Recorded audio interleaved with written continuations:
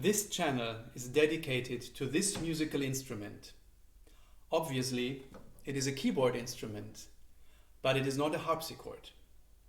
It is a piano, but it is also not a modern piano.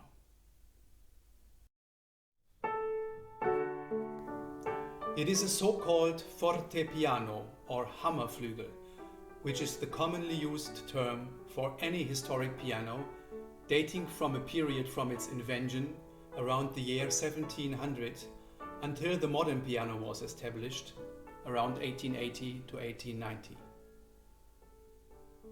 Especially in the 100 years between 1750 and 1850, there was a lot of experimentation. Many different kinds of pianos were around and used by the composers of that time. These fortepianos differ significantly from the modern piano, just to give you a few examples. They have no cast iron frame to hold the string tension. The string tension is supported only by the piano's wooden case and its inner structure, like it is done in harpsichords. And only in later models this structure is reinforced by a few iron bars. The string diameters are smaller and therefore the overall tension is significantly lower. Also, a fortepiano has iron strings and brass strings for the lowest notes. A modern piano has steel strings and withstands about 20 tons, while a fortepiano has typically only a few tons of string tension. The strings run all parallel to each other, which is called straight strung, different from modern pianos, which are overstrung. That means they have bass strings crossing the tenor strings. Most fortepianos have distinct registers. That means they sound a bit different in the bass, in the tenor, in the mid-range and in the treble. Our modern piano is supposed to sound evenly across the entire keyboard. And our modern piano also has a wider compass both in the bass and in the treble. In fortepianos, the hammers are lighter, and before the year 1840, they were typically covered with leather rather than felt. There were at least two different types of actions around to transmit the motion of the key to the hammer. And the key dip is more shallow and the touch is lighter.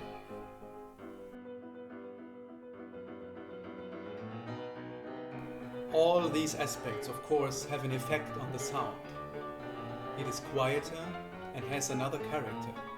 These instruments are not primarily concert hall instruments with a symphonic sound volume, but are rather chamber music instruments and can express music using a totally different palette of sounds, textures, and even sometimes special effects. And of course, the composers of these times, Mozart, Haydn, Beethoven, Schubert, Liszt, to name a few, they have never played on modern pianos, but on these fortepianos. So hopefully by now you have become curious about these instruments and about my channel. I have linked a few other YouTube videos down in the video description, which I personally found interesting. Let me tell you something about me. My name is Ulf, I'm based in Hamburg in Germany. By education I'm a physicist working in fundamental research. But I have learned to play the piano and later the harpsichord and the church organ. I am equally interested in playing these instruments, as well as learning about the way they are made, how they are maintained and, if necessary, how they should be repaired and restored using traditional materials and techniques. It happened around a year ago that this instrument here, a fortepiano from around 1820, built by August Tischner in St. Petersburg, came into my home. I have since tried to get as much information as possible about fortepianos in general, and in particular about this instrument.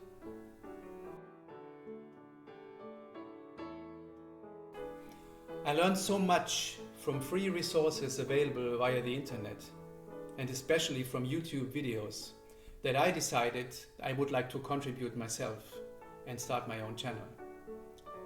I consider this channel to be educational in two aspects. First, I would like to provide my knowledge and findings to others, because really detailed information on fortepianos is rare and hard to find. It's provided by a small group of specialized people. However, I hope to be able to entertain or even help a few out there. The second aspect is that I am not a professional pianist, nor an organologist or even a restorer. I am a self-taught amateur. But I would like more knowledgeable people to correct my mistakes so that I can learn and improve, use more material, better techniques and more information. So please give me feedback. I made a first preliminary list of topics which I would like to cover, and these are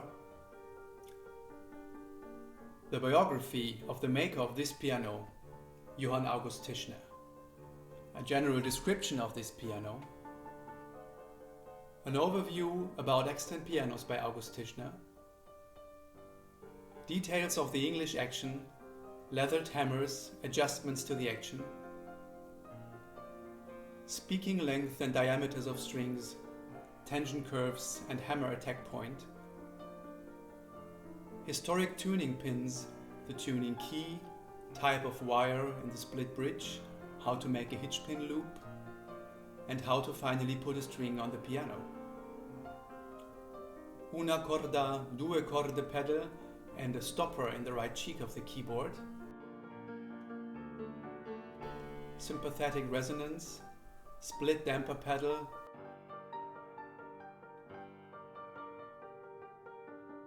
and the dampers themselves.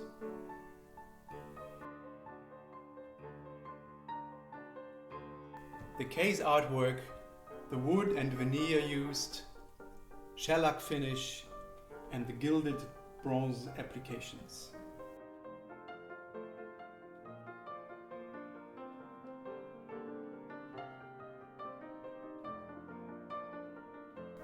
And finally, what is missing on this instrument but was there at some point, the false soundboard.